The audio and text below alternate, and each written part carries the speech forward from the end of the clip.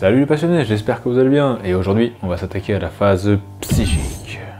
Dans cette phase, vous allez pouvoir booster vos figurines et faire des dégâts à distance, voire même vous téléporter.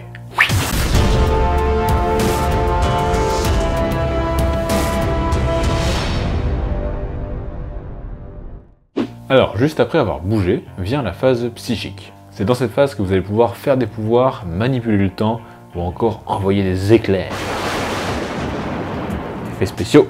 Chaque codex qui a accès à au moins une figurine psycheur aura généralement un domaine psychique qui lui est propre. Un domaine psychique est un regroupement de plusieurs pouvoirs, en général 6, au sein d'un codex pour ce codex. Certains codex, comme les Thousand Sons par exemple, ont accès à plusieurs disciplines et certaines figurines ont accès à telle ou telle discipline, voire même toutes les disciplines.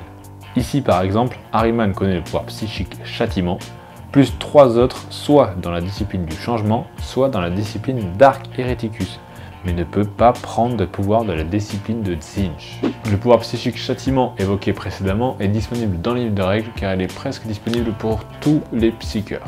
Maintenant on va lancer le pouvoir psychique. C'est très simple, vous allez voir. Chaque pouvoir a une valeur de lancement et un effet. Tout ça est détaillé dans ce même pouvoir. Par exemple, châtiment qu'on a vu tout à l'heure a une charge warp de 5 et aura pour effet de cibler l'unité ennemie la plus proche à 18 pouces ou moins, et si le test est réussi, de lui infliger D3 blessures mortelles, ou D6 si le test est supérieur à 10.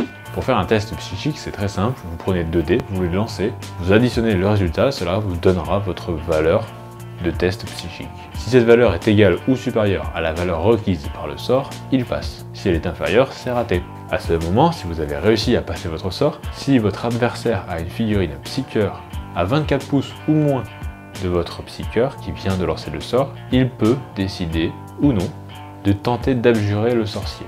C'est-à-dire qu'il va tenter d'annuler votre sort. Pour ce faire, c'est tout facile, il lance également 2 dés, et si le résultat qu'il obtient est supérieur au vôtre, votre sort ne passera pas. S'il est égal ou inférieur, votre sort passera. Une fois que votre sort est passé et qu'il n'a pas été abjuré, vous appliquez les effets du sort. Ici par exemple, un des 3 blessures mortelles pour cette pauvre unité. Les blessures mortelles sont des blessures spéciales qui ne peuvent pas être sauvegardées, mais on verra les sauvegardes dans le prochain épisode sur la phase de tir. Alors en partie de jeu égale, il faut retenir que les sorts ne sont manifestables qu'une seule fois, réussi ou raté. Sauf pour le pouvoir psychique châtiment, mais il a une petite règle pour éviter qu'on le spamme et qu'on en fasse 20 par tour. Le pouvoir psychique châtiment du coup coûtera 1 de plus à chaque fois qu'il est manifesté lors d'un même tour. Par exemple, si vous avez 5 figurines qui peuvent le faire, qu'il y en a une qui le fait, ça sera charge warp de 5, celle d'après, ça sera charge warp de 6, et ainsi de suite.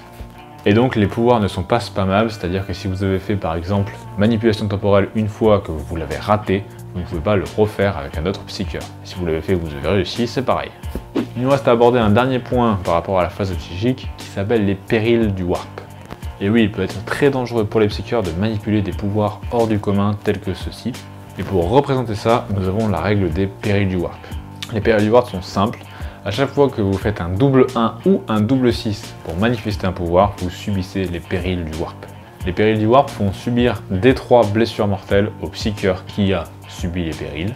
Et s'il en meurt, le pouvoir, même passé à double 6, ne passera pas, il sera annulé. En prime, le psycheur explosera sous l'influence du warp qui le traverse, et chaque figurine amie ou ennemie à 6 pouces subira D3 blessures mortelles également. Si le pouvoir est passé à double 6 et qu'il prend D3 blessures mortelles mais qu'il survit, tout se passe normalement à ceci près qu'il a pris D3 dégâts.